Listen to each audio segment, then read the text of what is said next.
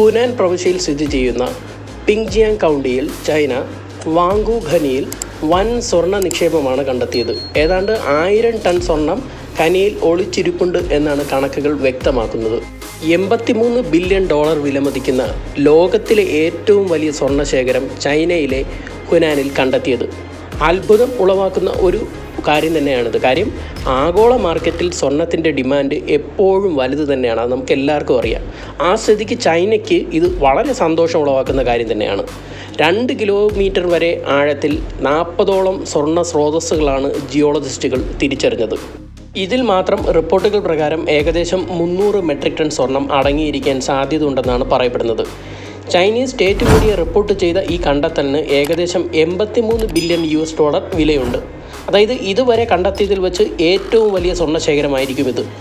കാരണം ഇത് 900 metric ton കൈവശമുള്ള ദക്ഷിണാഫ്രിക്കയിലെ സൗത്ത് ഡീപ് ഖനിയെ മറികടക്കുന്നു.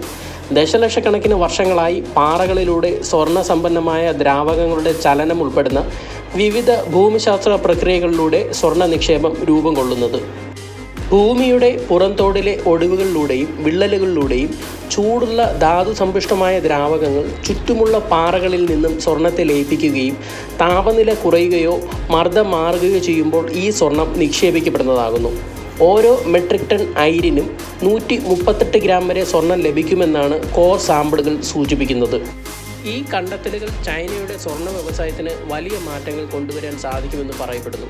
ഇത് ഇതിനോടകം തന്നെ ആഗോള സ്വർണ്ണ ഉൽപ്പാദനത്തിൽ നിർണായക പങ്കുവഹിക്കുന്നു. അതായത് മൊത്തം ഉൽപ്പാദനത്തിൻ്റെ 10% സംഭാവന ചെയ്യുന്നു. 2024 2000 ടണ്ണിലധികം കരുതൽ ശേഖരം ഉള്ളതിനാൽ തന്നെ ചൈന ഇതിനകം തന്നെ ലോകത്തിലെ സ്വർണ്ണ വിപണിയിൽ ആധിപത്യം പുലർത്തിയിരുന്നു. അപ്പോൾ ഈ കണ്ടെത്തലുകൾ കൂടിയാകുമ്പോൾ ആഗോള ഉൽപ്പാദനത്തിൽ ചൈനയ്ക്ക് ഇനിയും മേൽക്കോയ്മ നേടാൻ സാധിക്കും.